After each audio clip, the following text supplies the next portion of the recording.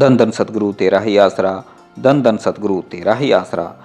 लाला मक्खन लाल जी परम पूजनीय हजूर बाबा सावन सिंह जी महाराज के समय के सत्संगी थे। पहले वे मिंट गुमरी पाकिस्तान में रहा करते थे। परम पूजनीय बेप्रवाह शाह मस्ताना जी महाराज बलोचिस्तानी पाकिस्तान से ब्यास आते समय अक्सर ही मक्खन लाल जी के यहाँ रुक जाया करते थे। इस प्रकार सच्चे पातशाह जी ने अपनी अलौकिक मस्ती का रंग उस परिवार को बख्शा हुआ था। प्रेमी मक्खन लाल भी पूज्य बेप्रवाह जी का सच्चे दिल से सत्कार किया करते थे। सन 1947 में जब पूजनीय हजूर बाबा सावन सिंह जी महाराज ने परम पूजनीय बेप्रवाह शाह मस्ताना जी महाराज को खुद खुदा कुल मालिक बनाकर सरसा में भेजा तो श्री मक्खन लाल जी, श्री रखाराम जी, लाला नेकी राम जी, श्री न्यामत राय जी आदि अपने कई सत्संगियों को परम पूजनीय बेप्रवाह साईं जी की सोबत करने का इलाही हुक्म फरमाया।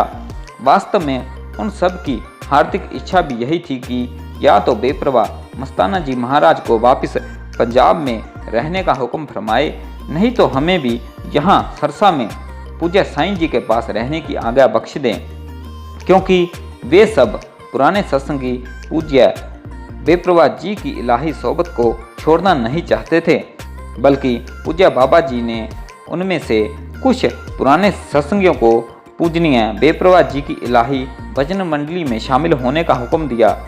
आज से आप लोगों का सारा हिसाब किताब, कर्मों का लेखा जोखा पूजनीय मस्ताना बलोचिस्तानी जी के पास है।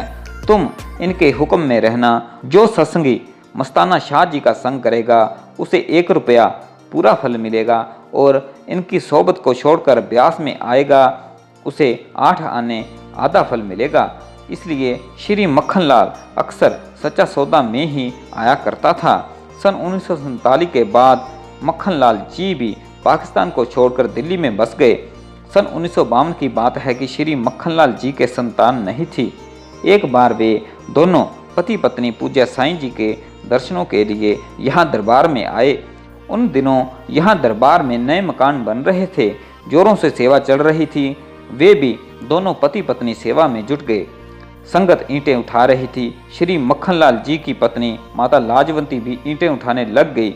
उस समय का एक पुराना प्रेमी श्री देवी दयाल, जिसे पूज्य साईं जी ने जज साहिब का खिताब दे रखा था, टोकरे में ईंटें भरकर माता लाजवंती के सिर पर रख रहा था।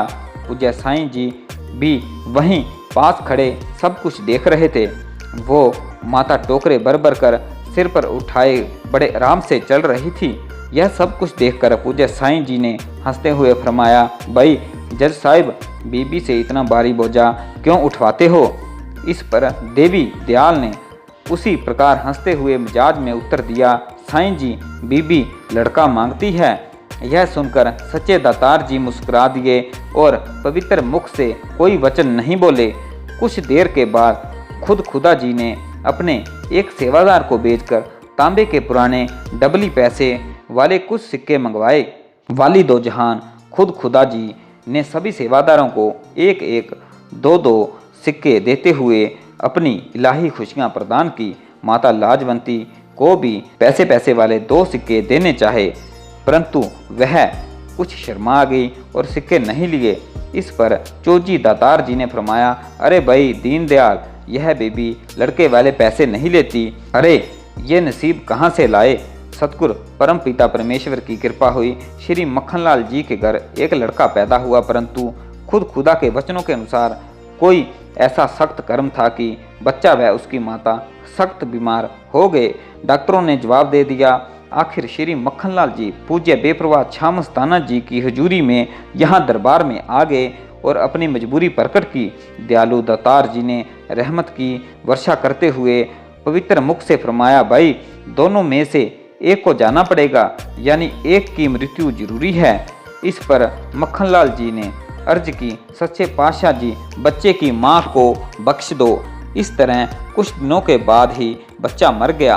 प्रेमी के परिवार में बहुत अफसोस था। प्रेमी बहुत उदास था।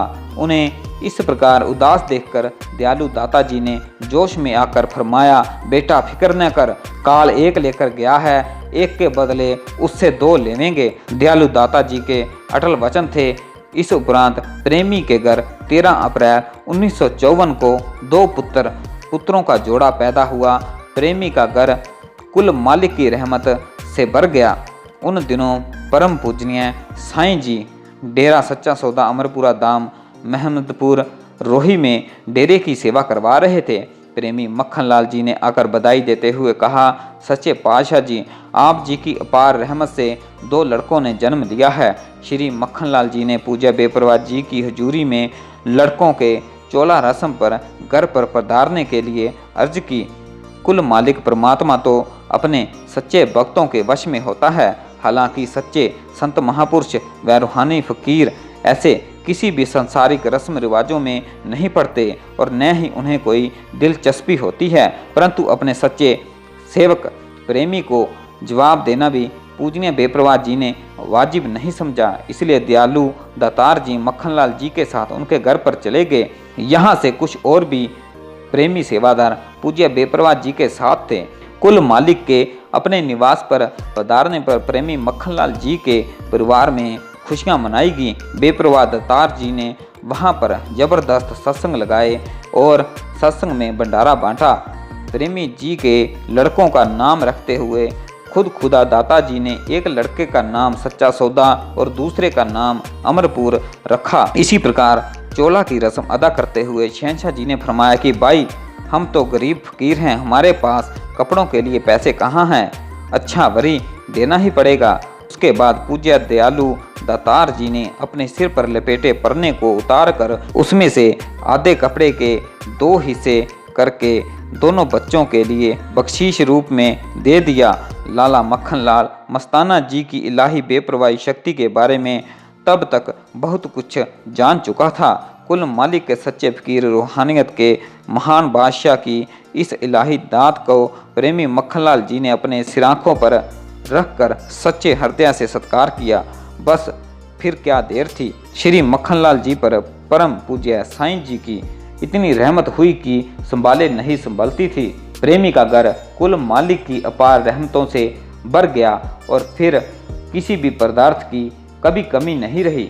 धन धन सतगुरु तेरा ही आसरा, धन धन सतगुरु तेरा ही आसरा।